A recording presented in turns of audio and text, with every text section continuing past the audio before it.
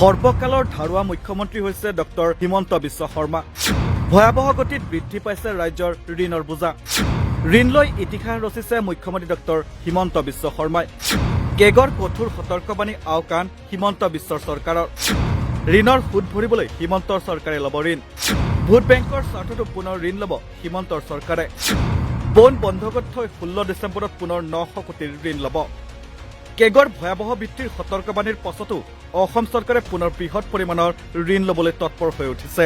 ৰাজ্যৰ বিত্তীয় ভৱিষ্যত বিপদাপন্ন কৰি চৰকাৰে অহা 16 ডিচেম্বৰত চৰকাৰী বন বন্ধকত দি পুনৰ 900 কোটি টকাৰ ঋণ ল'ব। ইতিমধ্যে বিত্ত বিভাগে ইয়াৰ বাবে ভাৰতীয় ৰিজাৰ্ভ বেংকৰ ওচৰত প্ৰস্তাৱ দাখিল কৰিছে।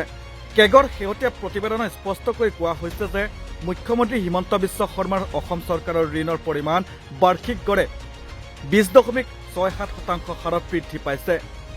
2023-24 বৰ্ষৰ ৰাজ্যিক বিত্তৰ হিচাপ পৰীক্ষা কৰি বিধানসভাত দাখিল কৰা এই প্ৰতিবেদনৰ পৃষ্ঠাই পৃষ্ঠাই ঋণৰ ওপৰত নিৰ্ভৰশীলতা পৰিহাৰ কৰাৰ বাবে কঠোৰ পৰামৰ্শ দিয়া হৈছিল।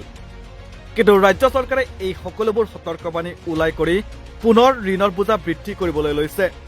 বিত্তমন্ত্ৰী অজন্তা নেওগে যোৱা 25 নৱেম্বৰত বিধানসভাত দাখিল কৰা তথ্য মতে 2024-25 বৰ্ষত অসম চৰকাৰৰ মুঠ ঋণৰ পৰিমাণ আছিল 1,54,333 কোটি টকা। চলিত 2025-26 বৰ্ষত ঋণ সংগ্ৰহৰ লক্ষ্য আছে 36,185 কোটি টকা।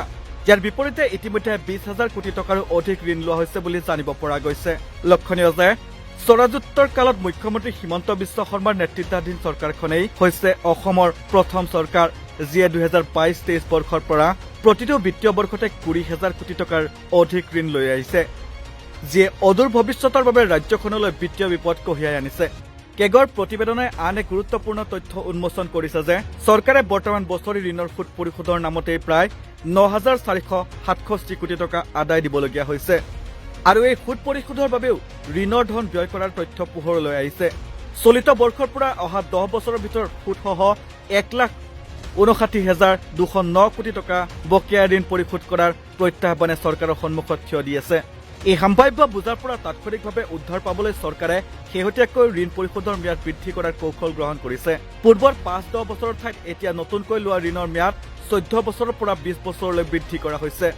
দিছপুৰৰ শীৰ্ষ সূত্ৰৰ তথ্য মতে অহা 2026 চনৰ ফেব্ৰুৱাৰী মাহৰ শেষৰ ফালে বিধানসভা নিৰ্বাচনৰ দিনবাৰ ঘোষিত হোৱাৰ সম্ভাৱনাৰ প্ৰতি লক্ষ্য ৰাখি চৰকাৰে অহা ফেব্ৰুৱাৰীৰ আগভাগলৈকে কমেও 3,000 কোটি টকাৰ নতুনকৈ ঋণ লোৱাৰ লক্ষ্য নিৰ্ধাৰণ কৰিছে। নিৰ্বাচনী দিনবাৰ ঘোষিত হোৱাৰ পূৰ্বে নগদ উপকৃত হোৱা হিতাধিকাৰী আঁচনিসমূহৰ জৰিয়তে ৰাজ্যৰ মন জয় কৰাৰ বাবে চৰকাৰে তৎপৰ হৈ উঠিছে।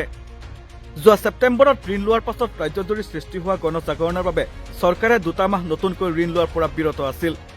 কিন্তু শেহতীয়াকৈ এই আঁচনিসমূহ খৰতকীয়াভাৱে কাৰ্যকৰীকৰণৰ জৰিয়তে সমাগত নিৰ্বাচনৰ বাবে ভোট বেংক সবল কৰাৰ লক্ষ্যৰে পুনৰ ঋণ লোৱাৰ প্ৰক্ৰিয়া হাতত লৈছে। মুখ্যমন্ত্ৰীয়ে বিটিআৰতো ৰাজহুৱা অনুষ্ঠান পাতি অৰুণোদয় আঁচনি মুকলি কৰিছে।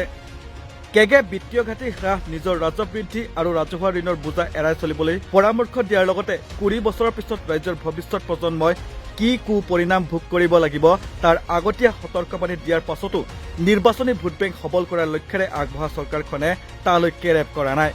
News desk report, north east নাও।